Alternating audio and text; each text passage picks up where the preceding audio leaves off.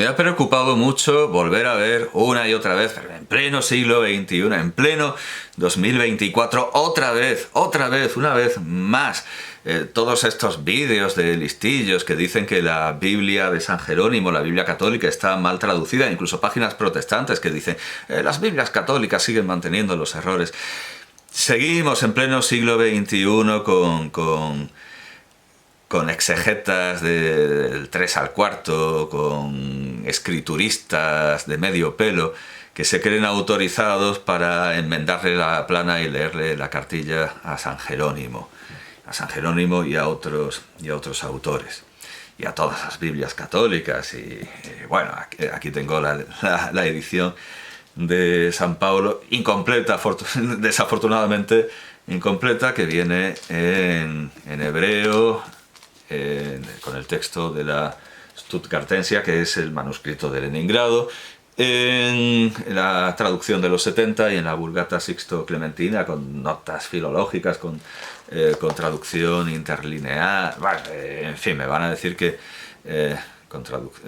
alguien dirá, se ha cortado porque no tiene claro si decir interlinear o interlineal. Hombre, interlineal, en buen español es interlineal.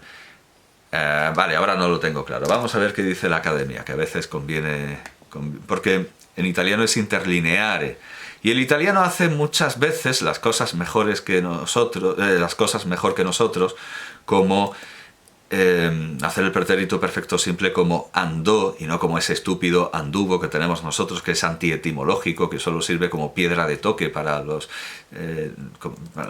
presumidos y para los listillos y los eruditos a la violeta. Yo he tenido profesores que decían que anduvo era la forma etimológica. No, es la forma correcta porque es la etimológica. No, es la forma correcta porque la Academia quiere, pero no es la forma etimológica. Bueno, vamos a ver qué dice la Academia sobre admite las dos, interlineal e interlinear. Pues muy mal, no se puede estar a las duras y a las maduras, no se puede estar a brevas y a... Bueno, en fin, da igual, admite las dos.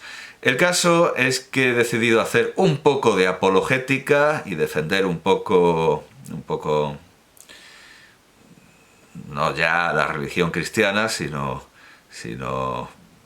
a la erudición católica, tantas veces puesta en solfa por protestantes que no tienen ni idea, y por gente que no sabe ni lo que es, y no sabe ni lo que es, va a tener idea de nada. Bueno, una de las cosas que más me han ofendido, más me han irritado, más me han erizado los nervios, ha sido ver otra vez eso de que la traducción de que es más fácil que pase es más fácil que pase un camello por el ojo de una aguja que un rico entre en el reino de los cielos. Otra vez he visto que eso es una mala traducción, que San Jerónimo no se enteraba, bla, bla, bla, bla, bla. Siempre lo mismo. Y como consecuencia de un vídeo que ha tenido mucho éxito que ha dicho esto, pues mucha gente en Twitter, en otras redes sociales, dicen, tienes que verte este vídeo que corrige la... Bueno, en fin.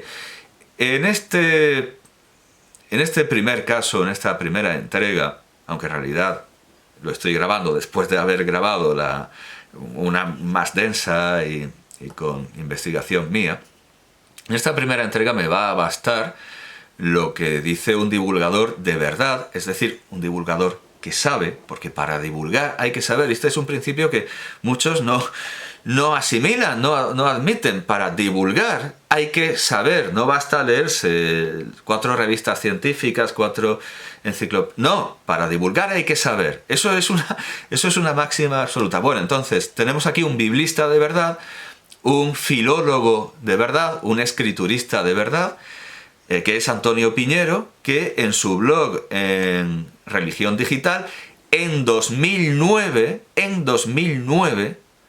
marzo, como estamos ahora, pero de 2009, por favor, que estas cosas nunca sirvan para nada, porque baje aquí desde las cumbres, desde las cimas académicas, Antonio Piñero, a decirle a los espectadores comunes lo que es y lo que no es, y que no le hagan ni caso y que sigan viendo el último vídeo en el que se les dice que lo del camello está mal, pues desde luego no me da muchas esperanzas.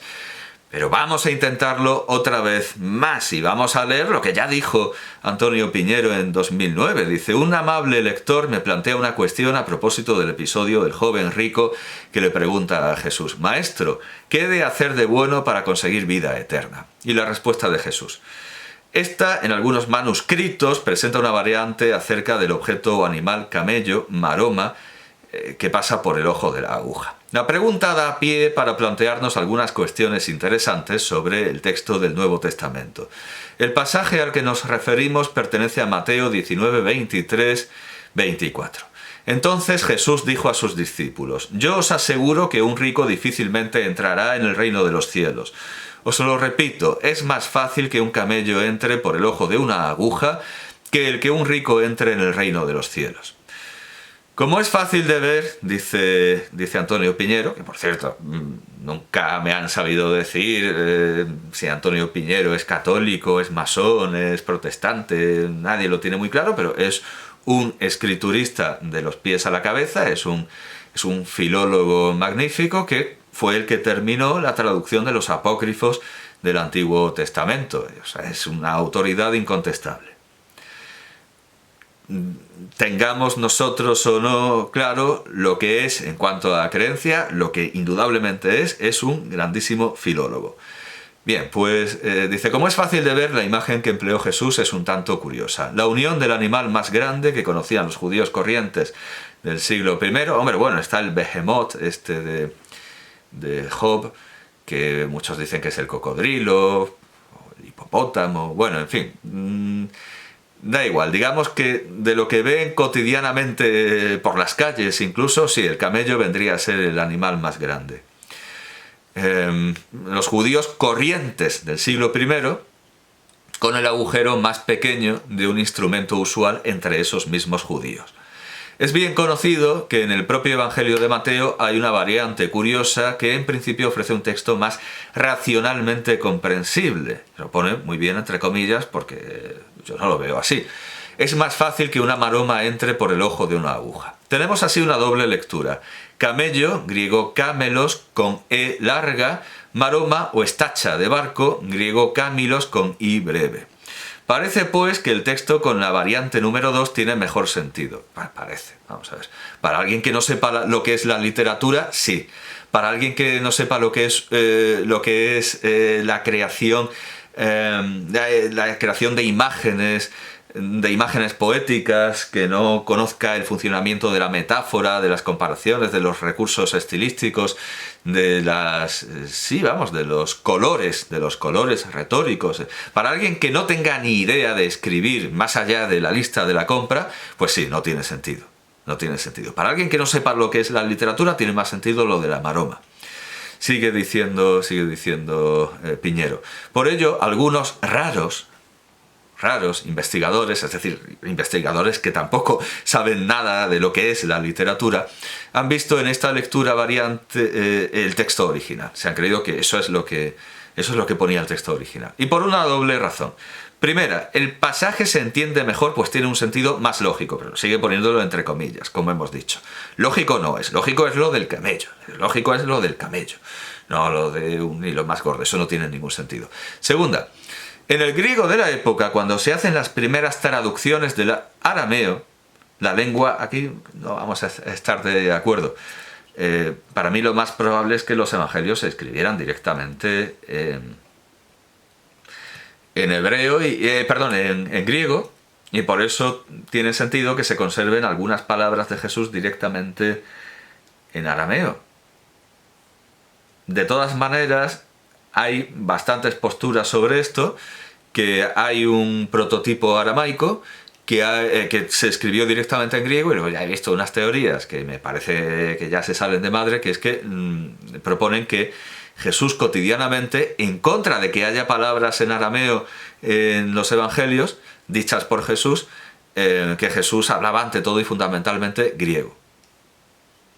yo creo que sería más o menos trilingüe. Hombre, más o menos. Por supuesto conocía la escritura en hebreo para explicarla, para enseñarla, para exponerla y para decir que había venido a cumplir hasta la última yod. Hablaría griego por fuerza, algo de griego hablaría para entenderse con las autoridades, al igual que las autoridades hablarían también algo de arameo. Yo entiendo que el centurión pues va a verlo y le habla un poco en arameo porque para congraciarse con él.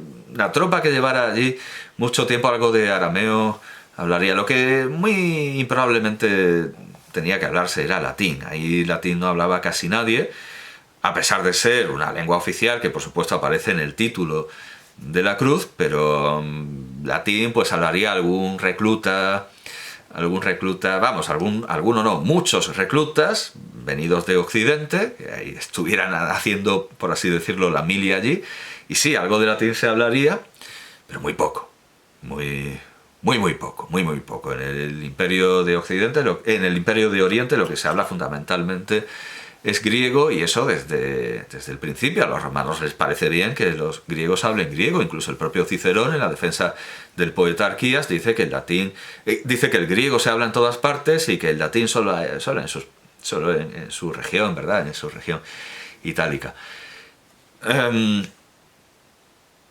Me parece mucho decir que Jesús pensase en griego, hablase en griego la mayor parte del tiempo. No, más o menos como los valencianos con el castellano, una cosa así. Era más o menos una cosa así, como en una colonia británica. Bueno, en fin, que decir que todo era griego,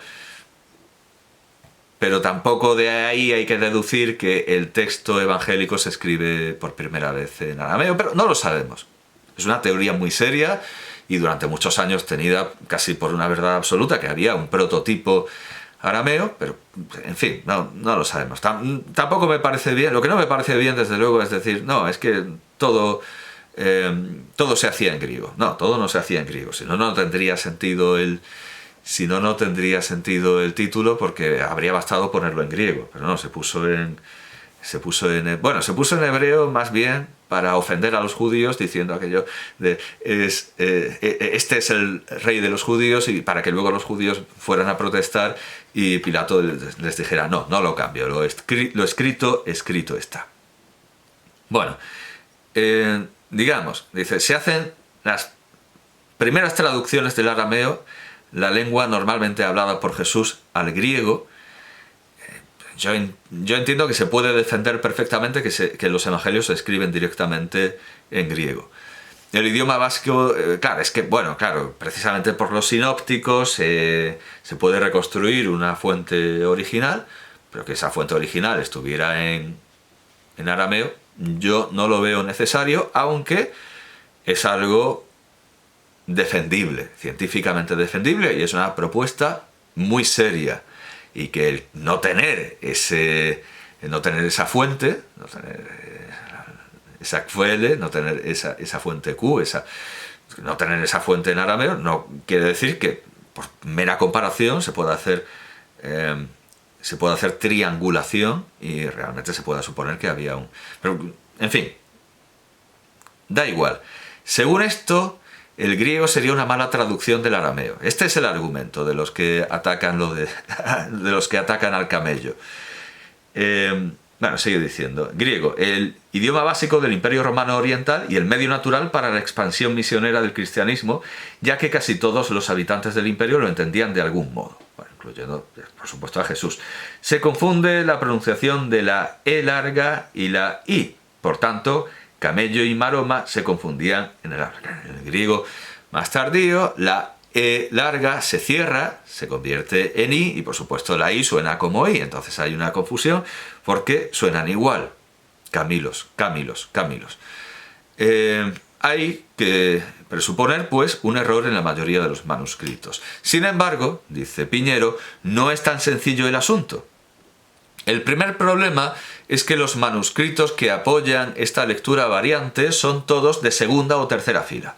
Casi todos los manuscritos, incluidos los más importantes y mejores, traen la lectura camelos, camello. Son solo unos pocos manuscritos caligrafiados en letras minúsculas, y por tanto más bien tardíos, presentan cámilos, maroma. Son los manuscritos 579 y 1424. Apoyan también esta última lectura las versiones armenia y georgiana, que depende probablemente de la armenia. O sea, la georgiana depende de la armenia. O sea, tampoco vayamos a emocionarnos. Estas traducciones del Nuevo Testamento son muy tardías también, por lo menos posteriores al siglo IX. Para una breve discusión del pasaje puede verse el comentario al Evangelio de Mateo de Ulrich Luz, el Evangelio según San Mateo, volumen 3, páginas 164 y 175, Salamanca, editorial Sígueme, 2003. La segunda dificultad es que Jesús pudo emplear una imagen tradicional al utilizar el vocablo camello. Lo sugiere la existencia de un paralelo a la imagen genérica de la contraposición animal grande pasar por el ojo de una aguja en la literatura rabínica, aunque no del todo exacto, recogido en el comentario de Billerbeck al Nuevo Testamento a partir de textos del Talmud y del Midrash, volumen 1, página 828, que dice así al mencionar la idea de que los sueños de los hombres, según Rabí Samuel ben Nachmani, son los reflejos de sus propios pensamientos. Este es el texto. ¿Acaso no ha soñado el hombre con una palmera de oro o con un elefante que pasa por el ojo de una aguja? Talmud de Babilonia, Tratado Berajot 55b. Este pasaje rabínico es citado por el comentarista del Evangelio de Lucas, François Bovon, en su explicación de Lucas 18:25, que es el texto paralelo del tercer Evangelio correspondiente a Mateo 19:24. Dice así: para hacer soportable la extravagante comparación con un camello, se ha propuesto desde la antigüedad leer cámilos, maroma o estacha, que servía para unir el ancla con el navío en vez de camelos, camello. Sin duda, a causa del fenómeno del iotacismo, ambas palabras se pronunciaban en aquella época de la misma manera. Pero a mí es que no me parece que la claridad, que el hacer el texto menos extravagante. Estamos hablando de hacer menos extravagante la Biblia. Un libro en el que las serpientes hablan, con una vara se cambia de sexo a un ganado entero. No hay un problema, a mi juicio, de verosimilitud. Para el lector de la Biblia, la verosimilitud no es un problema.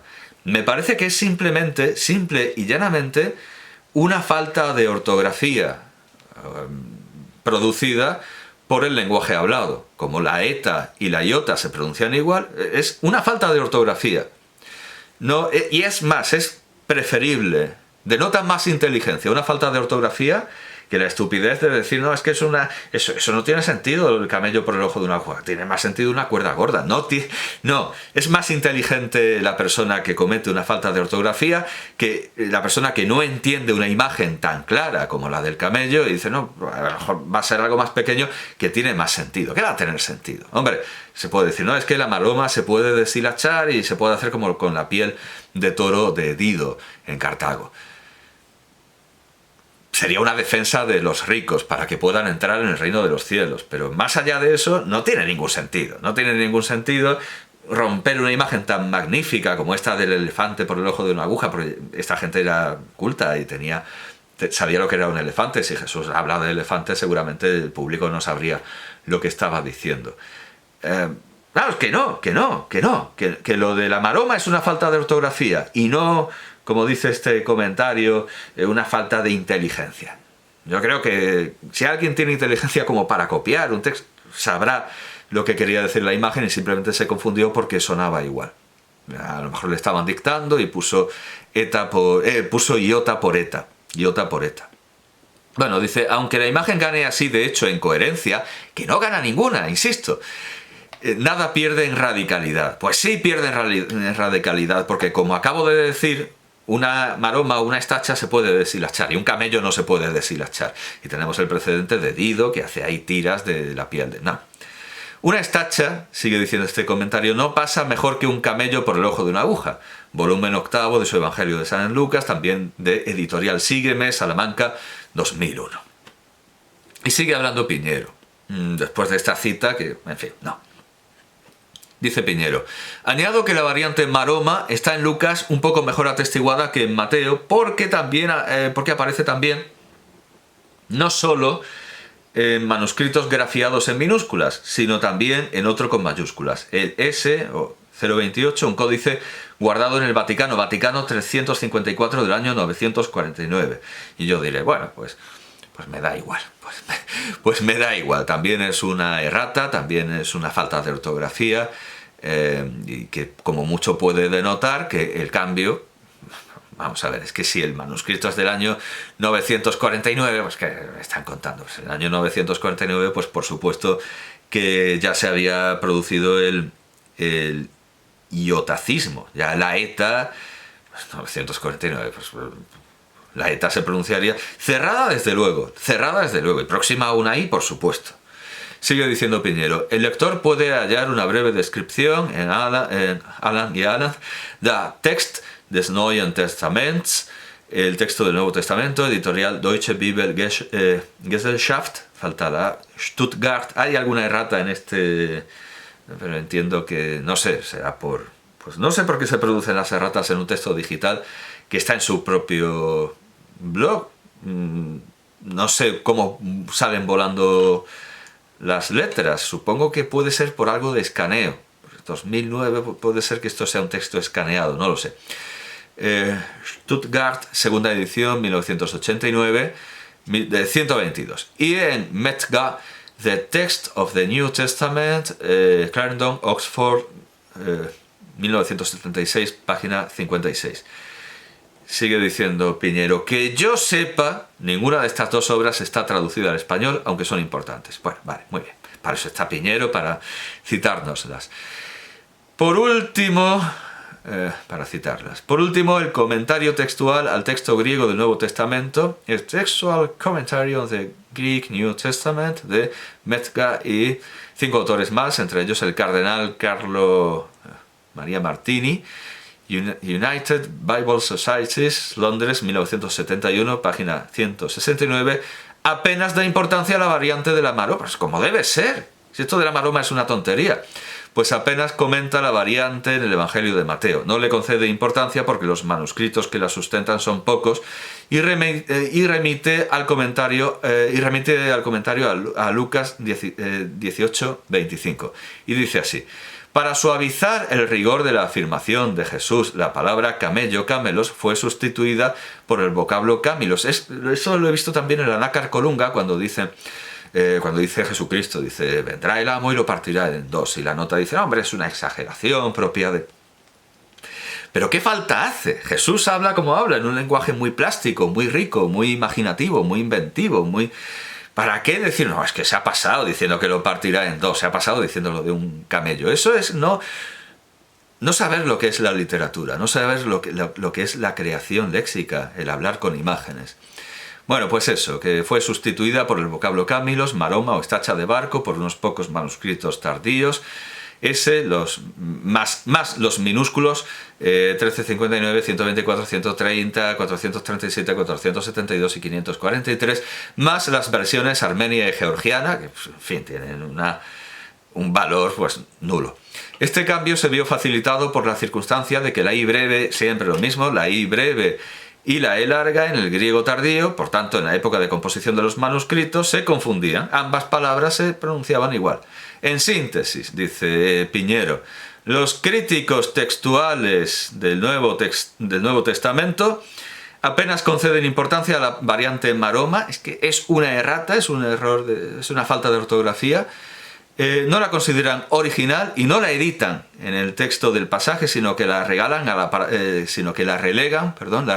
aparato crítico a pie de página donde se hace la relación de variantes, que por cierto aquí no se da la versión de Rabí Aquila de la cara cornuda de Moisés, pero de esto me he ocupado ya, pero nos vamos a ocupar ahora porque voy a subir el vídeo en orden inverso a cómo lo he hecho. La rechazan como original por dos razones. Uno, está poco y mal atestiguada. Los manuscritos que la presentan son de tercera fila y pocos. Dos, Jesús pudo probablemente estar citando material tradicional. Es que si un rabino habla del elefante por el ojo de una aguja, bueno, en realidad a lo mejor ese material tradicional lo ha creado Jesucristo y lo que está es citando una tradición que en último término es cristiana. Pero bueno, da igual. Se despide aquí, dice el próximo día comentaré, yo también el próximo día o en el próximo vídeo también comentaré algo, pero bueno, saludos cordiales de Antonio Piñero. Pues yo no me voy a tomar la molestia de hacer el trabajo que ya está hecho en 2009 y está hecho de una manera clarísima, y sin embargo hay gente que insiste, no, es que San Jerónimo no sabía griego, San Jerónimo no sabía griego, San Jerónimo no sabía griego y confunde un camello con una maroma. Hombre, por Dios, no, dejemos de decir tonterías. Espero que después de esto nadie vuelva a decir es que está mal traducido, es una maroma, pero sé perfectamente, o sea, mi esperanza no tiene nada que ver con la realidad, es la realidad y el deseo. Sé, por supuesto, que se va a seguir diciendo hasta el fin de los tiempos, pero por favor, que cada vez lo digan menos gente, y desde luego menos gente que sepa leer.